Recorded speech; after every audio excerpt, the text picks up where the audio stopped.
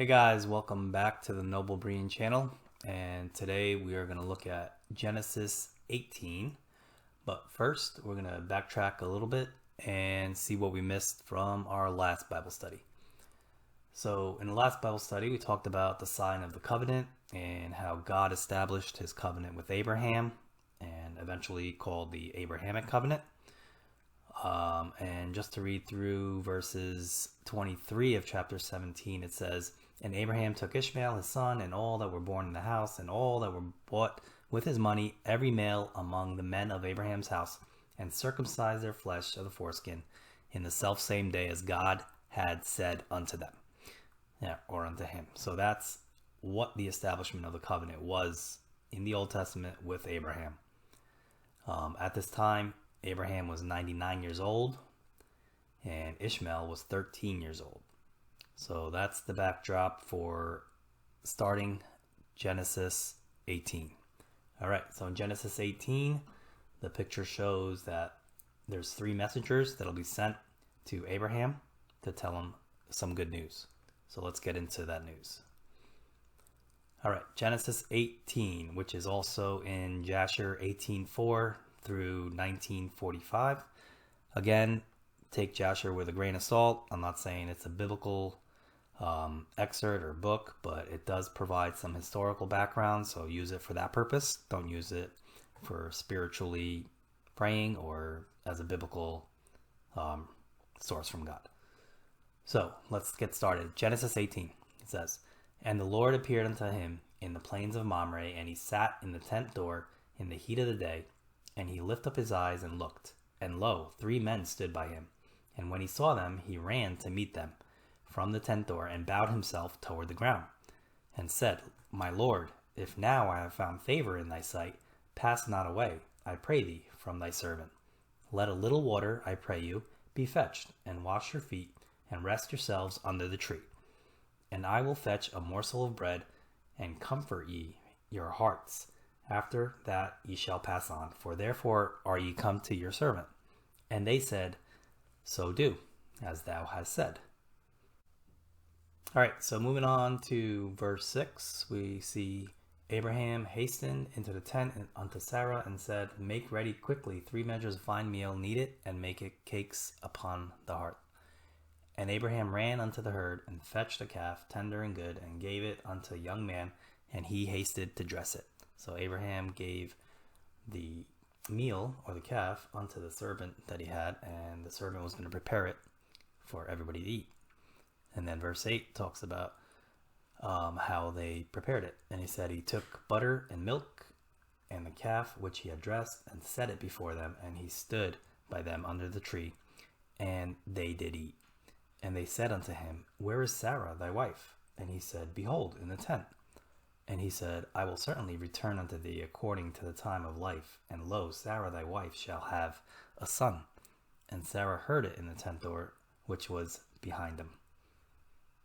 Now Abraham and Sarah were old and well stricken in age, and it ceased to be with Sarah after the manner of women. So Sarah at this time was 99 years old. Abraham was 99 years old, and Sarah was 10 years younger, so she was 89. So therefore Sarah laughed within herself, saying, After I am waxed old, shall I have pleasure, my Lord, being old also? And the Lord said unto Abraham, Wherefore did Sarah laugh, saying, Shall I of a surety bear a child, which am old? Is anything too hard for the Lord? At the time appointed I will return unto thee, according to the time of life, and Sarah shall have a son. So Sarah at the age of 90 will have a son. And we'll see later that that's going to be Isaac, the son of promise. So then it says in verse 15, Then Sarah denied, saying, I laughed not, for she was afraid. And he said, Nay, but thou didst laugh. Verse 16, And the men rose up from thence, and looked toward Sodom, and Abraham went with them to bring them on the way. And the Lord said, Shall I hide from Abraham that thing which I do? Seeing that Abraham shall surely become a great and mighty nation, and all the nations of the earth shall be blessed in him. For I know him, that he will command his children and his household after him, and they shall keep the way of the Lord, to do justice and judgment, that the Lord may bring upon Abraham that which he had spoken of him. Okay, so now we're going to get into the part of Sodom and Gomorrah. But before we go there to verse 20, I do want to look in the book of Jasher, in chapter 19 of Jasher. It talks about a little bit how Sodom was so wicked, and it mentions the four judges of the surrounding cities of Sodom and Gomorrah. So the first was Sarak in the city of Sodom, Sharkad in Gomorrah, Zabnak in Admah, and Menon in Zeboim. So it goes on to say that chapter 19, verse 3 of the book of Jasher. It says, by desire of their four judges, the people of Sodom and Gomorrah had beds erected in the streets of the cities, and if a man came to these places, they laid hold of him and brought him to one of their beds, and by force made him to lie in them, inside the bed. As he lay down, 3 men would stand at his head and 3 at his feet, and they would measure him by the length of the bed. If the man was less than the bed, these 6 men would stretch him at each end, and when he cried out to them, they would not answer him. So imagine that. 3 people on one side of the bed, 3 people on the other. If they was too short for the bed, they would stretch him out in pain till he cries.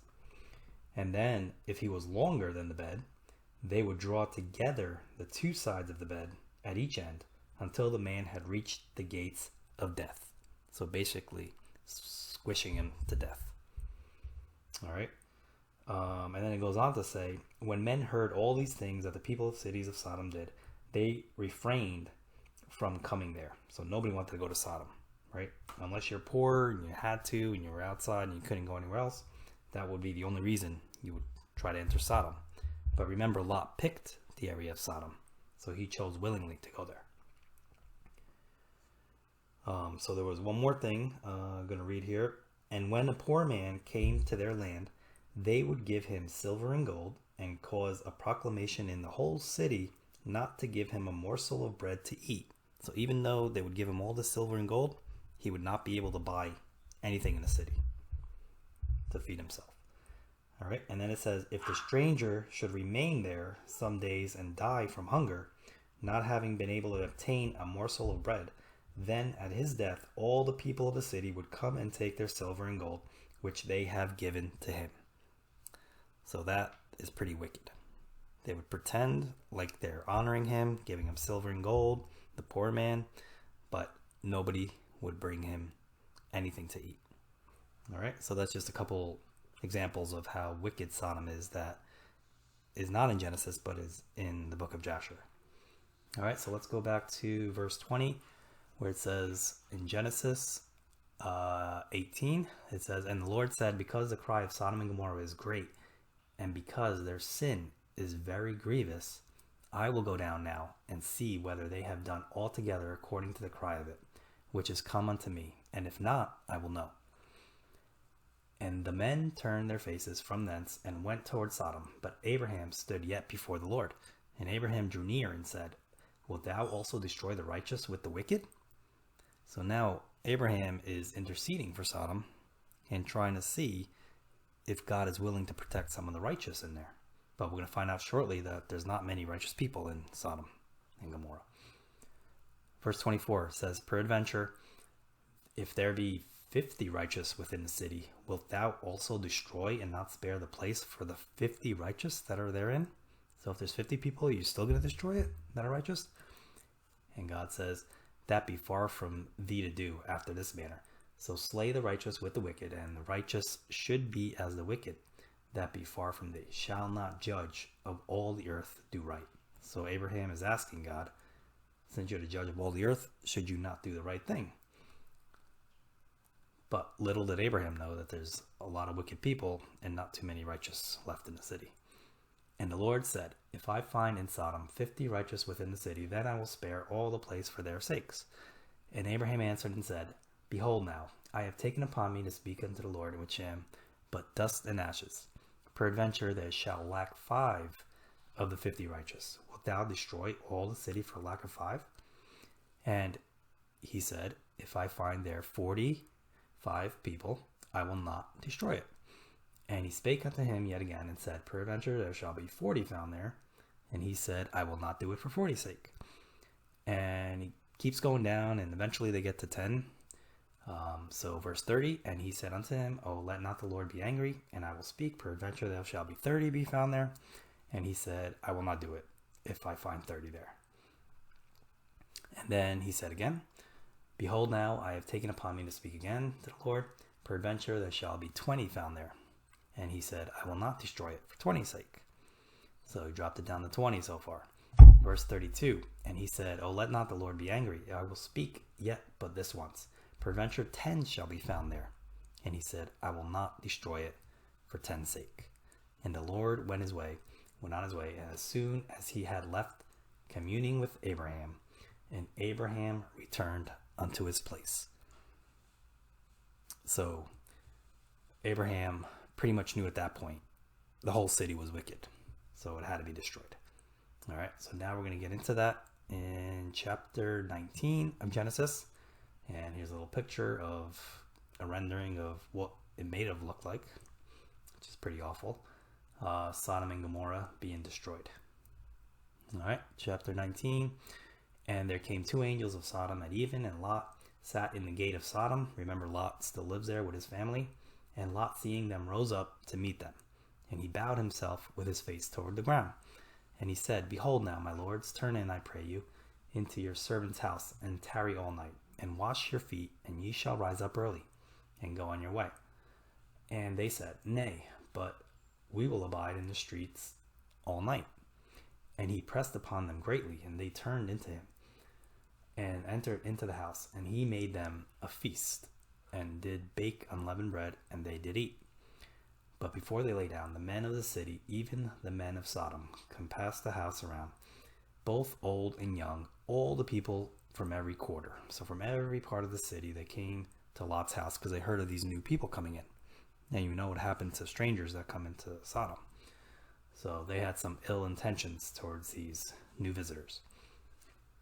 All right. So then verse 5, and they called unto Lot and said unto him, Where are the men which came in to thee this night? Bring them out unto us, that we may know them. Okay, so obviously we know what that means when it says to know them in the Bible, is to have sex with them, or in some cases it's used for rape, but ultimately some type of fornication. In this case, the sin of homosexuality. All right, verse 6, and Lot went out at the door unto them, and shut the door after him, and said, I pray you, brethren, do not so wickedly. Don't do this wicked thing to these men. Behold now, I have 2 daughters which have not known men. Let me, I pray you, bring them out unto you, and do ye to them as is good in your eyes. Only unto these men do nothing, for therefore came they under the shadow of my roof. So as we can see in verse 8, Lot was caught in a little bit of a dilemma.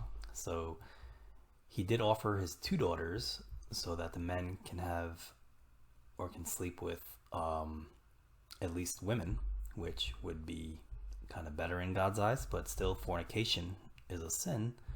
So it's pretty much a lose-lose situation. He saw that these men were holy, the ones that came unto him, the 2 men from God, and he realized that he needs to protect them. But I guess the optimal thing would not have been to offer his daughters either. So we go on.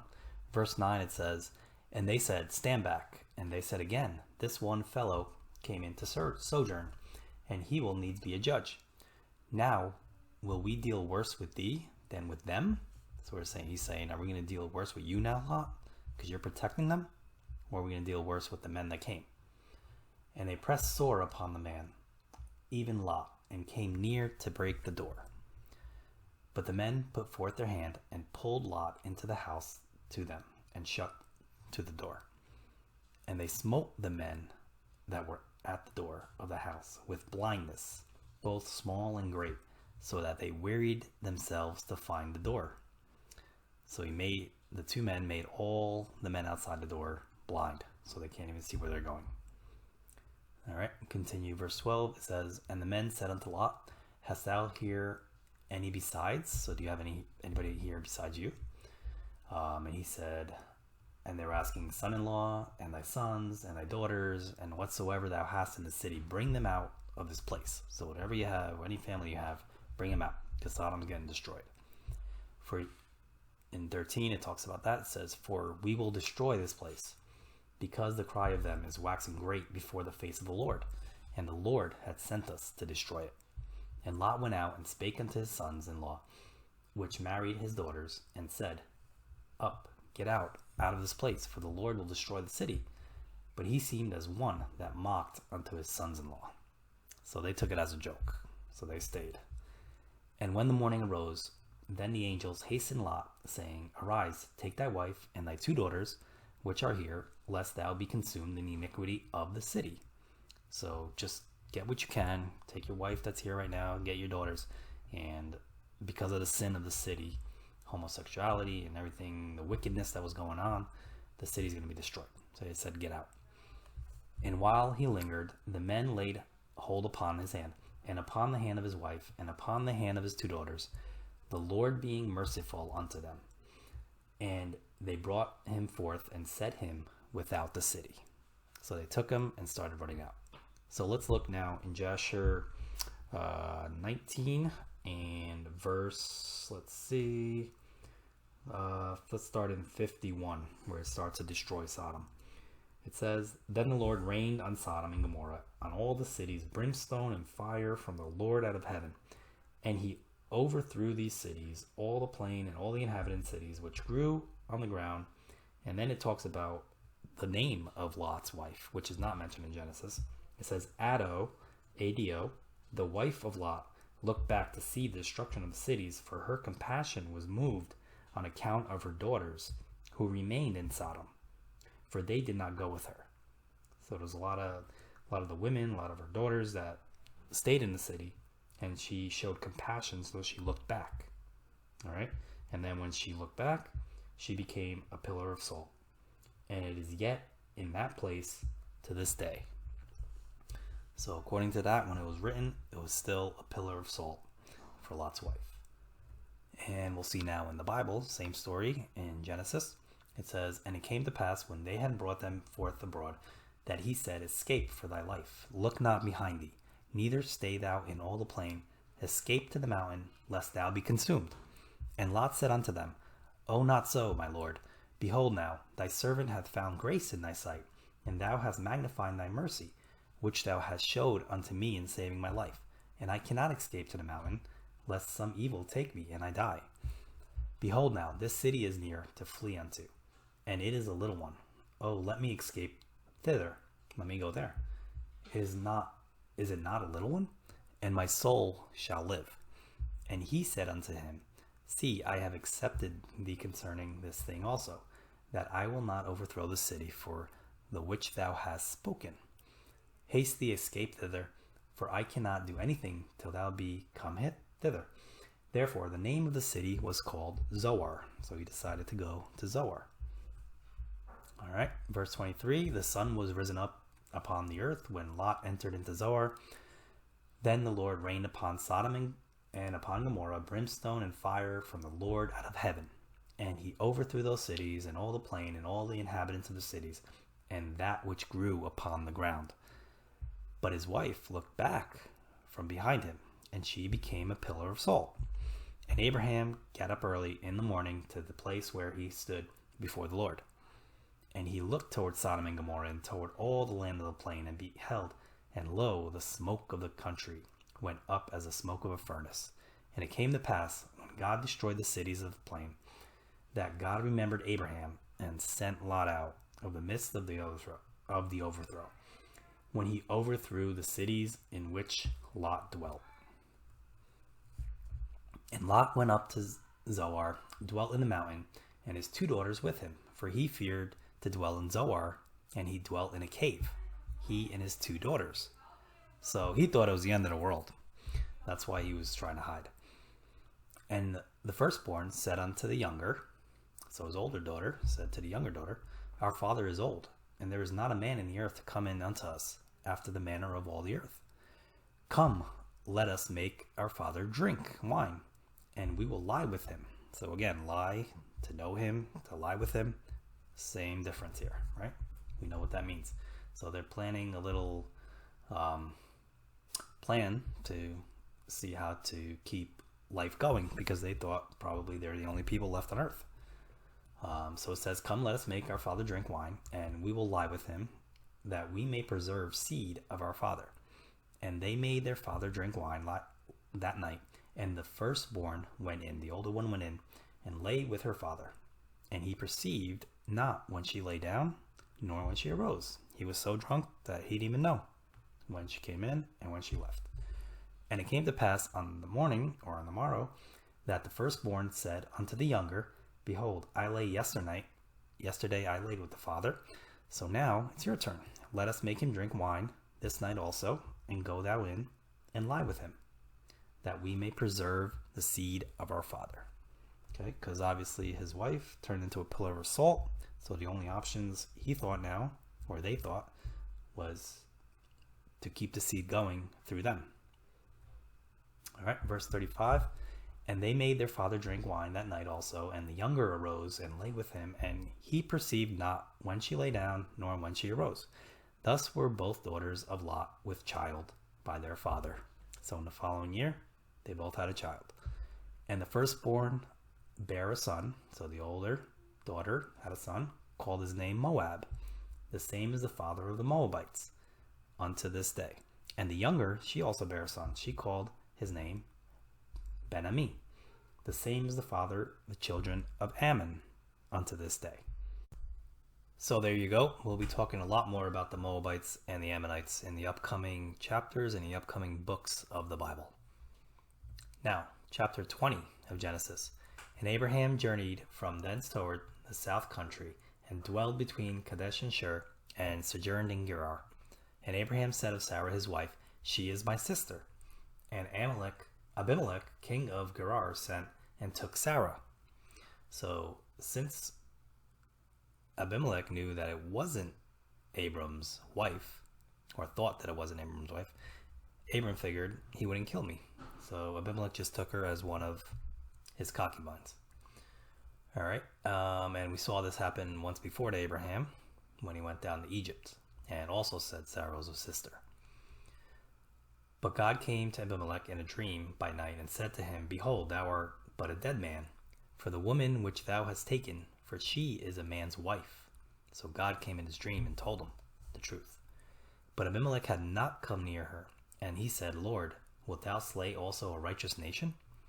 Said he not unto me, She is my sister. And she herself said, He is my brother. In the integrity of my heart and innocency of my hands have I done this. So he didn't think he was doing anything wrong. And God said unto him in a dream, Yea, I know that thou didst this in the integrity of thy heart, for I also withheld thee from sinning against me. Therefore suffered I thee not to touch her. Now therefore restore the man and his wife, for he is a prophet, and he shall pray for thee, and thou shalt live. And if thou restore her not, know that thou shalt surely die, thou and all that are thine. So not only will you die, but everybody that's part of you. Therefore Abimelech rose early in the morning, and called all his servants, and told all these things in all of their ears. And the men were so afraid. Then Abimelech called Abraham, and said unto him, What hast thou done unto us? And what have I offended thee, that thou hast brought on me and on my kingdom a great sin? Thou hast done deeds unto me that ought not to be done. And Abimelech said unto Abraham, What sawest thou that thou hast done this thing? And Abraham said, Because I thought, surely the fear of God is not in this place, and they will slay me for my wife's sake.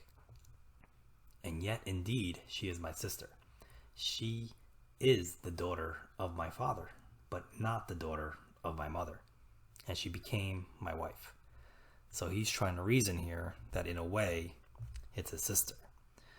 So Sarah was the daughter, along with Milcah, of Haran, which was Abraham's brother. So this gets a little clearer in the book of Jasher, where it speaks to how they're related. And Nahor, which is Abraham's brother, married Milcah, Haran's daughter. And they had Bethuel, who later had Laban and Rebekah. And Rebekah becomes Isaac's wife. So we'll talk about that as well in the upcoming chapters. So back to verse 14. And Abimelech took sheep and oxen and men servants and women servants and gave them unto Abraham, and restored him Sarah his wife. And Abimelech said, Behold, my land is before thee. Dwell where it pleaseth thee. And unto Sarah he said, Behold, I have given thy brother 1,000 pieces of silver. Behold, he is to thee a covering of the eyes, unto all that are with thee, and with all other. Thus she was reproved. So Abraham prayed unto God, and God healed Abimelech, and his wife, and his maidservants, and they bare children. For the Lord had fast closed up all the wombs of the house of Abimelech, because of Sarah, Abraham's wife. So everything was restored with Abimelech and his household. All right, chapter 21, Genesis.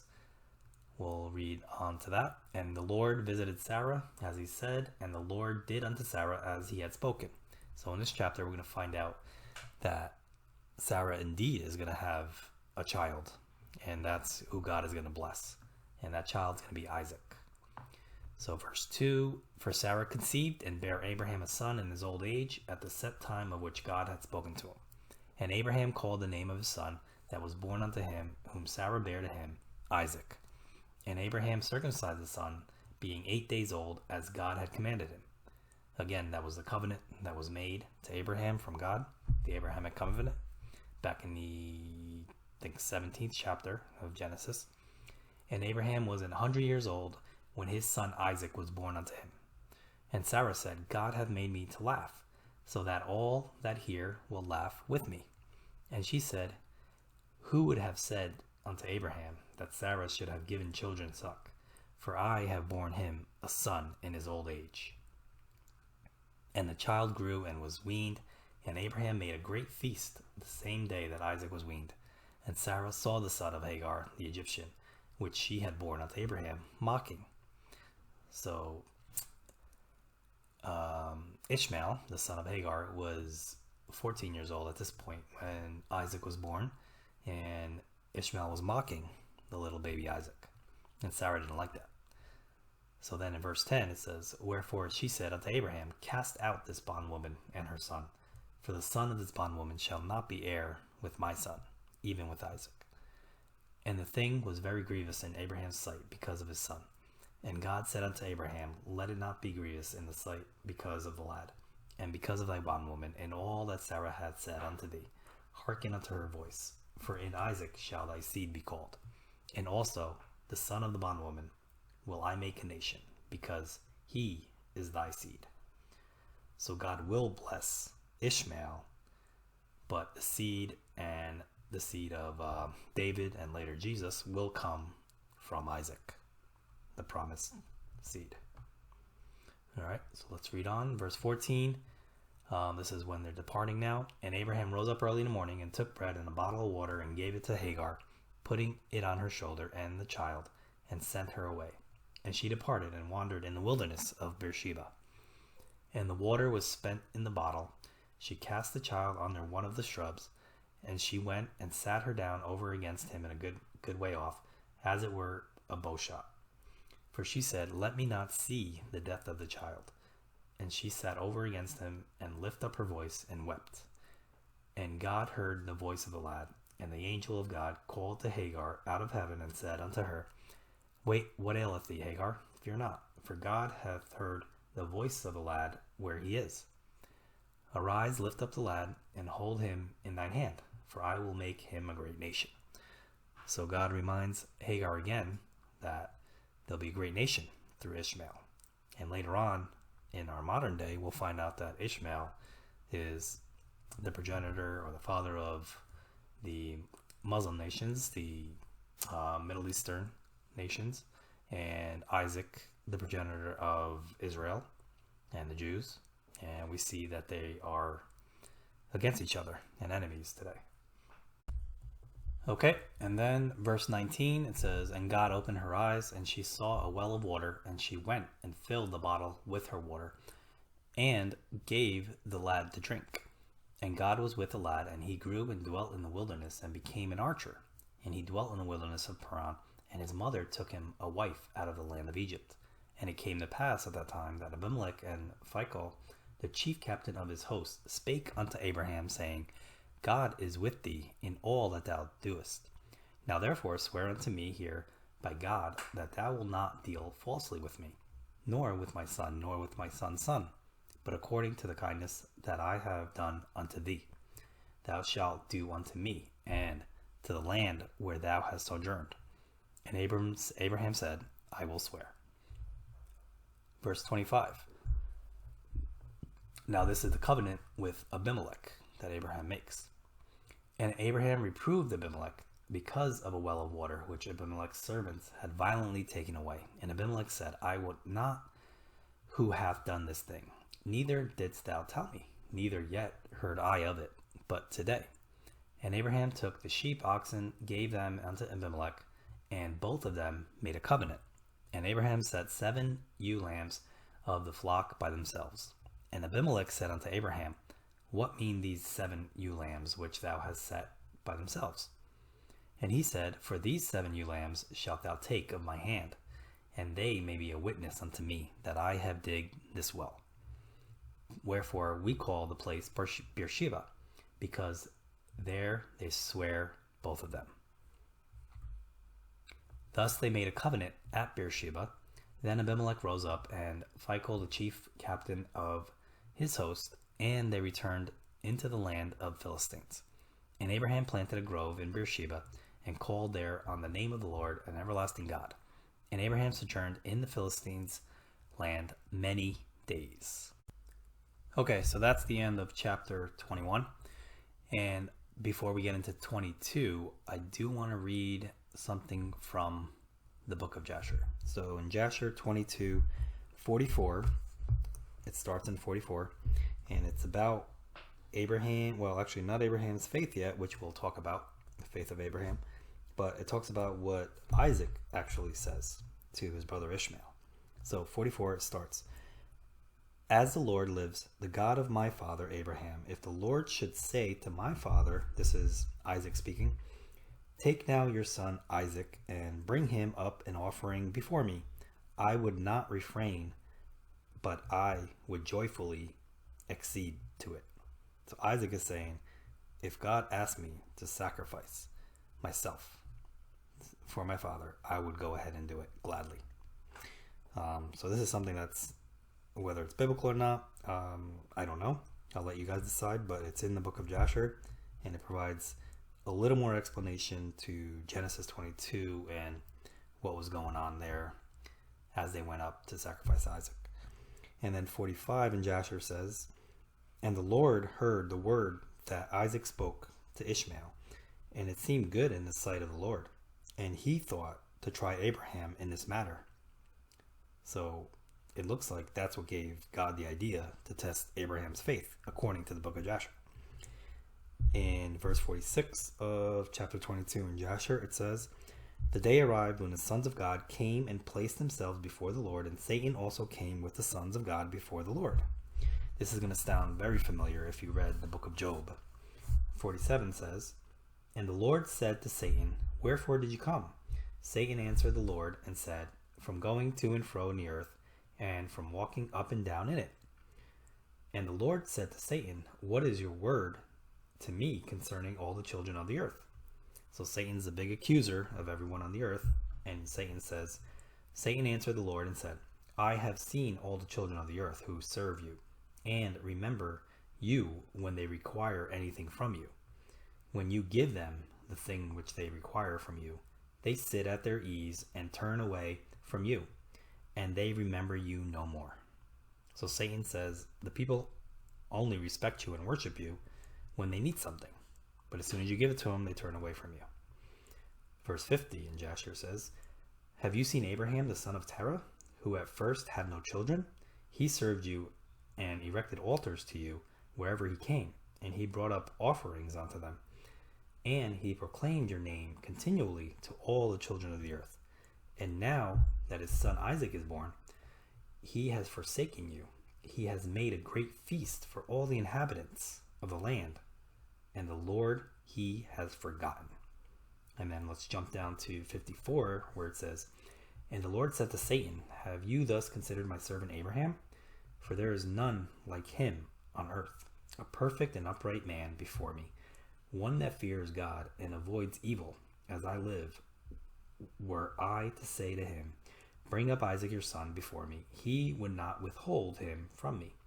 Much more if I told him to bring up a burnt offering before me from his flock of herds. Satan answered the Lord and said, Speak then now to Abraham as you have said, and you will see whether he will not this day go contrary to you and cast aside your words. So Satan's basically saying, if you ask Abraham to sacrifice his only son Isaac, he's definitely not going to do it. All right, so that's kind of the backdrop of Genesis 22, and we're going to talk about Abraham's faith now. So in the picture, you guys could see on one side we have Abraham and Isaac going up to the mountain to sacrifice his son, and on the other side we see the sacrifice of Jesus, the only begotten Son of God. And in the famous verse, God so loved the world that he gave his only begotten Son. That's kind of what we're going to see here. Okay. All right, so let's move on to chapter 22 in Genesis. And it came to pass after these things that God did tempt Abraham and said unto him, Abraham, and he said, Behold, here am I, or here I am. And he said, Take now thy son, thine only son Isaac, whom thou lovest, and get thee into the land of Moriah, and offer him there for a burnt offering upon one of the mountains which I will tell thee of. And Abraham rose up early in the morning, and saddled his ass, and took 2 of his young men with him, and Isaac his son, and clave the wood for the burnt offering, and rose up and went into the place of which God had told him. Then on the 3rd day Abraham lifted up his eyes, and saw the place afar off. And Abraham said unto his young men, Abide here with the ass, and I and the lad will go yonder and worship, and come again to you. So he left the servants at that place, and Abraham said, I'm going to go the rest of the way with my son Isaac to the place where God is leading me. In verse 6, And Abraham took the wood of the burnt offering and laid it upon Isaac his son, and he took the fire in his hand and a knife, and they went both of them together. And Isaac spake unto Abraham his father, and said, My father. And he said, Here am I, my son. And he said, Behold, the fire and the wood, but where is the lamb for a burnt offering? Isaac was a little confused. And Abraham said, My son, God will provide himself a lamb for a burnt offering. So they went both of them together. And they came to the place which God had told them. And Abraham built an altar there, and laid the wood in order, and bound Isaac his son, and laid him on the altar upon the wood. And Abraham stretched forth his hand, and took the knife to slay his son. So Abraham was going through the act of actually killing his only son, because of his great faith for the Lord. And the angel of the Lord called unto him out of heaven, and said, Abraham, Abraham. And he said, Here am I. And he said, Lay not thine hand upon the lad, neither do thou anything unto him. For now I know that thou fearest God, seeing that thou hast not withheld thy son, thine only son, from me. And Abraham lifted up his eyes and looked, and behold, behind him a ram caught in a thicket by his horns. And Abraham went and took the ram, and offered him up for a burnt offering instead of his son. And Abraham called the name of that place Jehovah Jireh, as it is said to this day, In the mount of the Lord it shall be seen. And verse 15, the angel of the Lord called unto Abraham out of heaven the 2nd time, and said, By myself have I sworn, saith the Lord, for because thou hast done this thing, thou hast not withheld thy son, thine only son, that in blessing I will bless thee, and in multiplying I will multiply thy seed as the stars of heaven, and as the sand which is upon the seashore. And thy seed shall possess the gate of his enemy. and in the seed shall all nations of the earth be blessed. I'm talking about Isaac here, his seed, because thou hast obeyed my voice. So Abraham returned unto his young men, and they rose up and went together to Beersheba. And Abraham dwelt at Beersheba. Okay, and finishing off chapter 22, we're going to talk about the family of Nahor. And it came to pass after these things that it was told Abraham, saying, Behold, Milcah, she hath also borne children unto thy brother Nahor. So we talked about Milcah and Nahor getting married, and now they're having kids.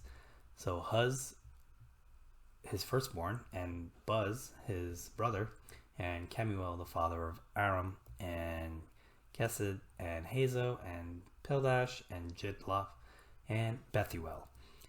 Bethuel is the one that's important here. So in verse 23, Bethuel begat Rebekah, who later is going to be Isaac's wife. These 8 Milcah did bear to Nahor, Abraham's brother. And his concubine, whose name was Reumah, she bare also Teba, and Gaham, and Thahash, and Micah.